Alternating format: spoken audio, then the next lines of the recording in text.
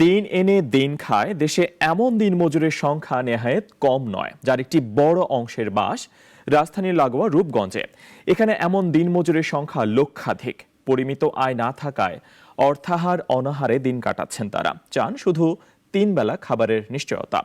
মাহবুব আলম প্রিয় রিপোর্ট, জানাচ্ছেন সুলতানা মরিয়ম। শিল্পনগরী রূপগঞ্জ রাজধানীর লাগোয়া এ উপজেলায় হতদরিদ্র ও নিম্ন আয়ের দিনমজুরের সংখ্যা 1.5 লাখেরও বেশি।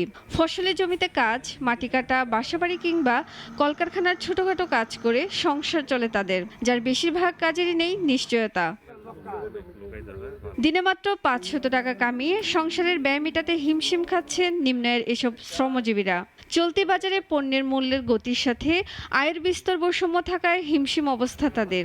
কাজ করি 5 টাকা, কিন্তু আমার এই বাজার করতে লাগে 10 টাকা, তো আমি আর 5 টাকাই পাই। যে দাম আমগতির টাকায় হয় না। বিনা সুদে যদি আমগো কিছু দিত টাকা পয়সা, তাইলে আমরা ব্যবসা বাণিজ্য করে চলতে পারতাম।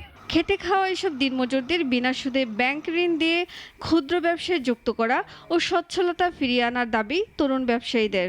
তাদের যদি কোনো বিনা সুদে কোনো লোনের কোনো ব্যবস্থা করে দেওয়া যায়, তাহলে বাসায় একটা বিজনেসও করতে পারতো ছোটোখাটো, এবং তারা দিনমজুর কাজ দুজনেরাই মিলে সংসার ভালো মতন চলে যেতে পারতো। বাংলাদেশ সরকার হোক কিংবা যে কোনো এনজিও হোক, তাদের একটা প্রচেষ্টা থাকা উচিত যে না, দিনমজুরের দিকে একটা খেয়াল রাখা উচিত।